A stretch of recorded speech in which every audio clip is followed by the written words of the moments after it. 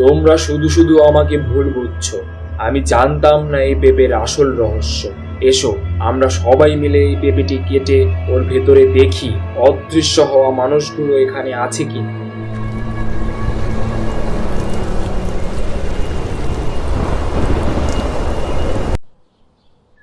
অনেকক্ষণ খেললাম, এখন চল বাড়ির দিকে যাই।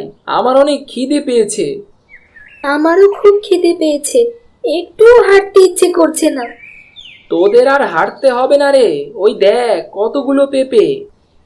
আরে বাহ, মনে হচ্ছে পেঁপেগুলো সব পাকা। চল তো কাছে গিয়ে দেখি।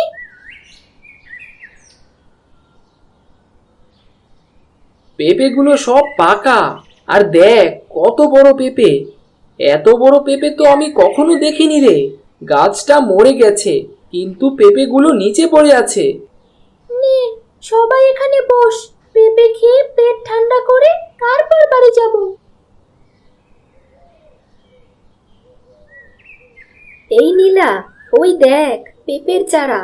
মনে হয় এই জাতের এই পেঁপের চারা, আর এগুলো অত্যন্ত সুস্বাদু। এমন চারা বাড়িতে লাগালে কিন্তু দারুণ হবে। তাহলে পেঁপের চারাটি আমার বাড়ি নিয়ে যাই। যদি পেঁপে হয় তখন সবাই মিলে খাবো। তোর মা তোকে পেঁপের চারাটি লাগাতে দেবে বাড়িতে? যদি না দেয় তবে চুরি করে বাড়ির আঙিনায় কোথাও লাগিয়ে দেব। তোরা ভাবিস না। চল সবাই, এবার বাড়ি ফিরে চল।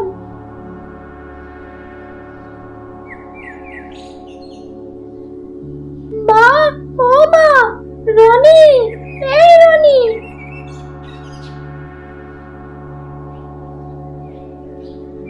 কি রে নীলা, তুই কোথায় গিয়েছিলি? বলি তোর কাণ্ডজ্ঞান কি কিছু নেই? সেই সকালে বেরিয়েছিস। রাগ করো না মা, আমি বন্ধুদের সাথে খেলতে গিয়েছিলাম। তুমি বলো কি কাজ করতে হবে, আমি তোমার সব কাজ এখনই করে দিচ্ছি। কাপড় চোপড় ধোয়া বাকি, যা কাপড় চোপড় গুলো ধুয়ে আয়। আর তোর হাতে ওইটা কি? এই পেঁপের চারা তুই কোথায় থেকে এনেছিস? জঙ্গলের ভেতরে একটা পেঁপে গাছের নিচ থেকে পেয়েছি মা। এটা খুব ভালো খেতে পেঁপে, আমি পেঁপে খেয়েও দেখেছি। নে, হয়েছে, মুখে দেখি অনেক বুলি ফুটেছে। যা, সামনে ওই পেঁপে গাছটি লাগিয়ে দিয়ে তাড়াতাড়ি কাজ গুছিয়ে নে।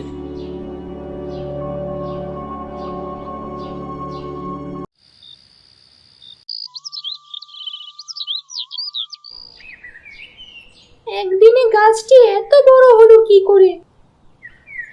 আয়শা, ও আয়শা, আমি গেলাম গো। রনি আর নীলাকে দিয়ে আমার খাবারটা পাঠিয়ে দিও। কি রে মা, এখানে দাঁড়িয়ে আনমনে এত কি ভাবছিস? দেখো না বাবা, পেঁপে গাছটি কত বড় হয়ে গেছে। আমি কালকেই তো পেঁপে গাছটি লাগালাম। কিছু কিছু জিনিস খুব বাড়ন্ত হয় রে মা, তুই এ নিয়ে এত চিন্তা করিস না। আচ্ছা বাবা, ঠিক আছে। তুমি কাজে চললে বুঝি? হ্যাঁ রে মা, একটু বেলা হলে আমার খাবারটা নিয়ে আসিস। আমি মাঠে গেলাম, আজ বাড়িতে সন্ধ্যার আগে ফিরতে পারবো না রে। জমিদারের অনেকগুলো খেতে কাজ করতে হবে।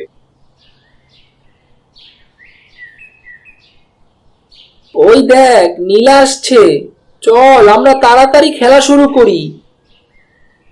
তুই আজ এত দেরি করে আসলি কেন? বাড়ির সব কাজ গোছাতে গোছাতে দেরি হয়ে গেছে।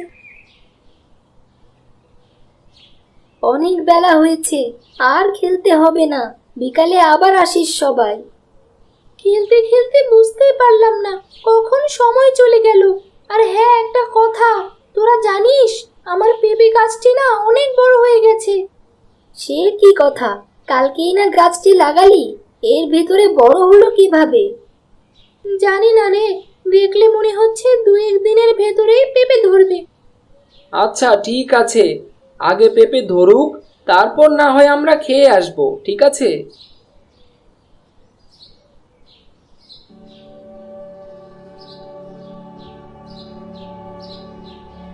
আয়শা, ও আয়শা।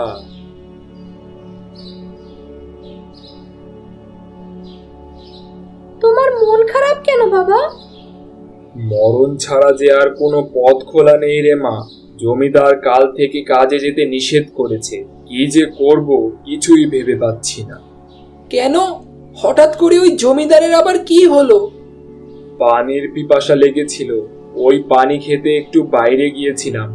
এমন সময় জমিদার এসে দেখে আমি খেতে নেই, তাই মনে করেছে আমি কাজে ফাঁকি দিচ্ছি, তাই কাজ থেকে মানা করেছে। আজকে টাকাটাও দিল না। চিন্তা করো না বাবা, দেখবে তোমার কাজের একটা ঠিক ব্যবস্থা হয়ে যাবে। হ্যাঁ রে মা, কাল থেকে আবার অন্য কাজের সন্ধানে যেতে হবে।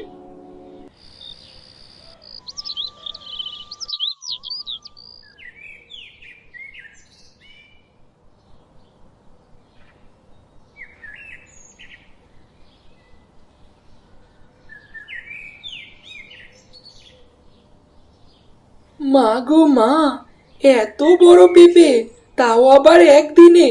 নীলা, এই নীলা, ওগো শুনছো গো?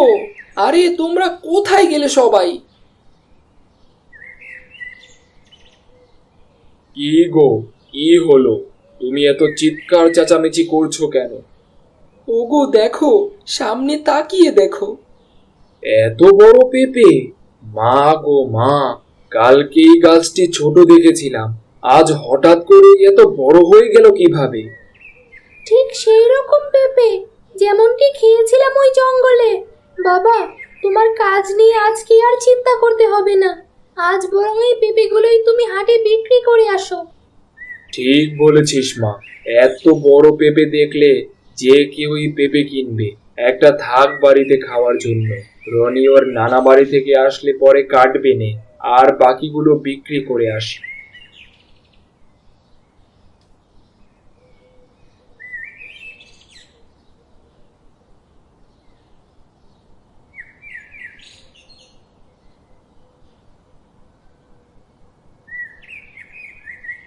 ওই গো, এদিকে আসো। চলে এসেছো? বাহ, এত বড় মাছ! এক একটা পেঁপে 3 ডাবল দামে বিক্রি করে বেশ কিছু টাকা হলো, তাই একটা মাছ নিয়ে এলাম গো। ভালো করেছো, কয়দিন ধরে খুব বড় মাছ খেতে ইচ্ছে করছিল। এই নীলা, মাছটি কেটে ধুয়ে নে তো, আমি হাঁস মুরগিগুলো তুলে আনছি। আচ্ছা, যাচ্ছি মা।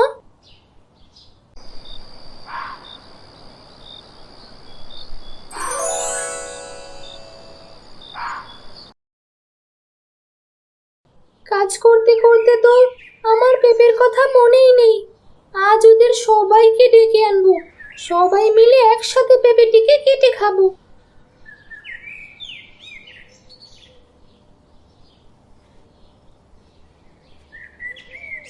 আরে, এ কি? পেঁপে তো আরো বড় হয়েছে। এই পেঁপে এত বড় হলো কিভাবে? বাবা মাকে তো কথাটি জানাতে হবে।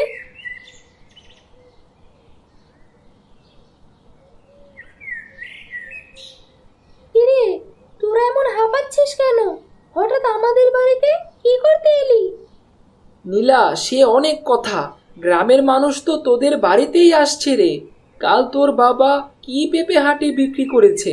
যারা যারা নাকি ওই পেঁপে খেয়েছে তারা সবাই নিখোঁজ। এগুলো তোরা কি বলছিস? তাহলে কি সবাই এক একটা পেঁপের ভেতর বন্দি হয়ে আছে নাকি? বাবা, হতে পারে। এটা কি তাহলে রাক্ষসী পেঁপে?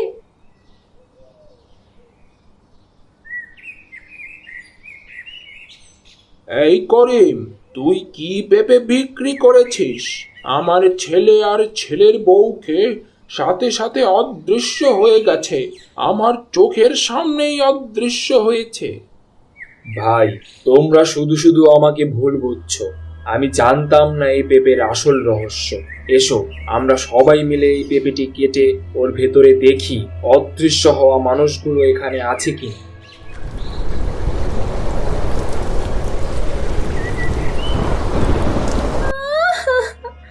বাবা মা, এ কি হলো? আমি না জেনে শুনে একটি রাক্ষসী পেঁপে গাছ বাড়িতে নিয়ে এলাম। কাঁদিস না নীলা, কাঁদিস না। এবার কি হবে? ওদের সবাইকে কি করে বাঁচাবো?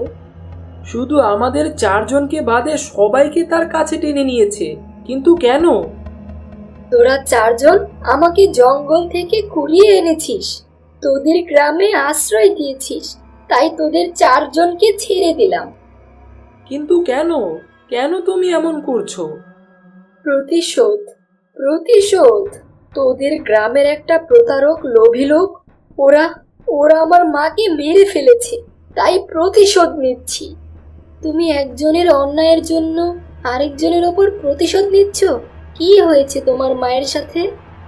আমার মা খুব দয়ালু ছিল, যে ওই জঙ্গলে যেত, আমার মা তাকে মিষ্টি মিষ্টি পেঁপে খেতে দিত। কেউ অভাবে পড়লে তাকে সাহায্য করত। একদিন এক কাঠুরে আমার মায়ের গাছের পাশেই বসে। আজ এই জঙ্গল থেকে আমি বাড়ি ফিরবো না। এখানেই গলায় দড়ি দিয়ে মরবো আমি। এখানেই গলায় দড়ি দিয়ে মরবো আমি। অভাবের জাতাতলে যে আমি পিষে যাচ্ছি। মৃত্যু ছাড়া আমার কোনো পথ খোলা নেই। না কাঠুরে, আত্মহত্যা মহাপাপ। তুমি মরার কথা মুখেও বলো না।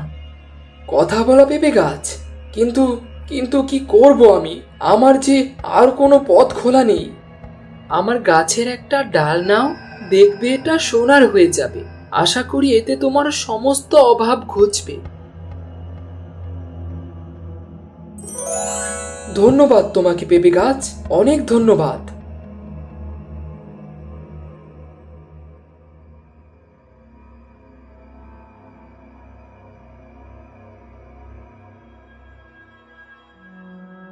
পারলাম না, নিজেকে রক্ষা করতে পারলাম না। মানুষ জাতি যে এত লোভী হতে পারে, আগে জানলে কখনোই উপকার করতাম না। এবার যে আমার মৃত্যু অনিবার্য। আসলে পেঁপে গাছের সাথে যা হয়েছে তা খুব খারাপ হয়েছিল, কিন্তু অন্যায়ের শাস্তি তো আর সাধারণ মানুষ পেতে পারে না, বলো? না, আমি কাউকে ছাড়বো না। এই গ্রাম আমি শ্মশান করে দেব, সবাইকে মেরে ফেলবো। শান্ত হ বাচ্চা, শান্ত হ, সবাইকে ছেড়ে দে।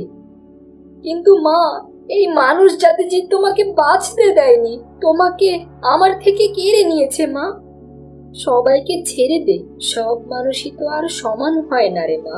এই ছোট্ট বাচ্চাটা তোকে জঙ্গল থেকে কুড়িয়ে এনে কত যত্ন করে তুলেছে। এরা চাইলে তোকে মেরেও ফেলতে পারতো, তাহলে সবাই কি সমান হলো? কিন্তু মা, আর কোনো কিন্তু নয় রে মা। ক্ষমতার মতো মহৎ গুণ সবার হয় না। ক্ষমা করা খুব মহৎ একটা কাজ। তুই এদের শাস্তি দিলে আমি খুব কষ্ট পাবো। তোমার কথাই যে আমার কথা মা, আমি এদের সবাইকে মুক্ত করে দিচ্ছি। ছোট বাচ্চারা, তোমাদেরকে অনেক ধন্যবাদ। তোমাদের জন্যই আজ প্রাণে বেঁচে গেলাম। আসলে আমরা মানুষ জাতিরা খুব লোভী, যে উপকার করে তাকে আমরা নিঃশেষ করে ফেলি। এখানে পেঁপে গাছটির কোনো দোষই ছিল না, আমরা মানুষেরাই খারাপ ছিলাম। ঠিক বলেছিস করিম, অতিরিক্ত সহায়তা অনেককে অকৃতজ্ঞ করে তোলে। উপকারের ঋণ আমরা মানুষ জাতি ক্ষতি করে শোধ করি, বুঝলি?